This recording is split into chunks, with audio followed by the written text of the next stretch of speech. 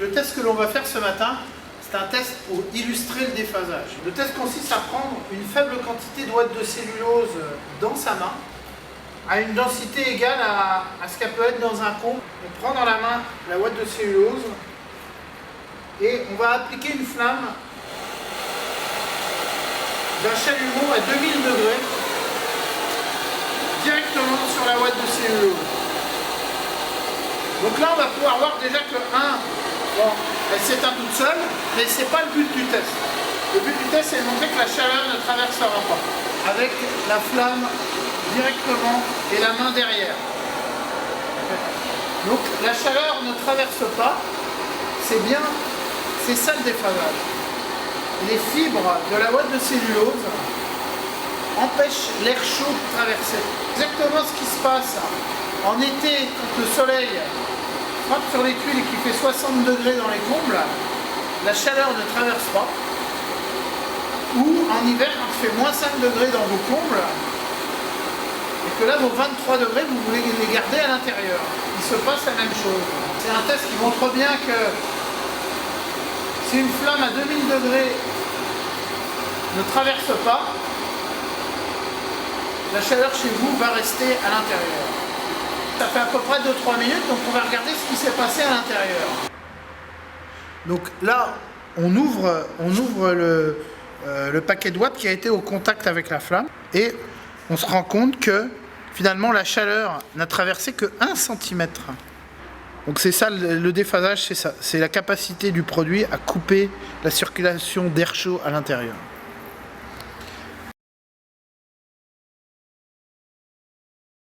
Dans la continuité des essais qu'on a fait avec la ouate de cellulose pour montrer la capacité de déphasage due à la difficulté à l'air de traverser l'isolant, on va maintenant faire un essai avec de la laine de verre. Alors c'est un panneau de 10 cm traditionnel que 90% des clients ont dans leur comble. Dans les mêmes conditions, on va appliquer la flamme sur la laine de verre.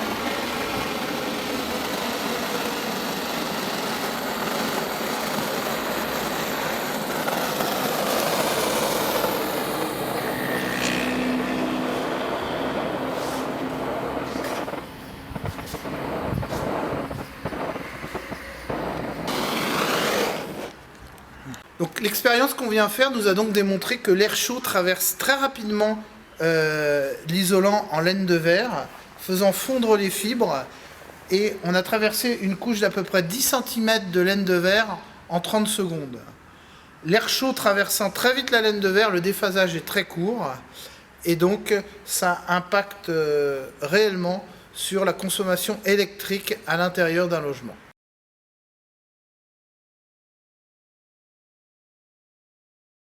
Sur les images derrière moi, on peut donc voir de la ouate de cellulose, de la laine de verre et de la laine de roche en vue microscopique. On peut se rendre compte que sur les images de la laine de roche et de la laine de verre, les fibres sont longues, distendues, laissant libre passage à l'air, donc provoquant un déphasage rapide et constituant une isolation médiocre.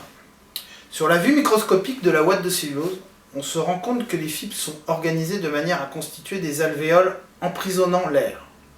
De cette manière, ni le chaud ni le froid ne peut circuler librement, ce qui constitue le principe même de l'isolation.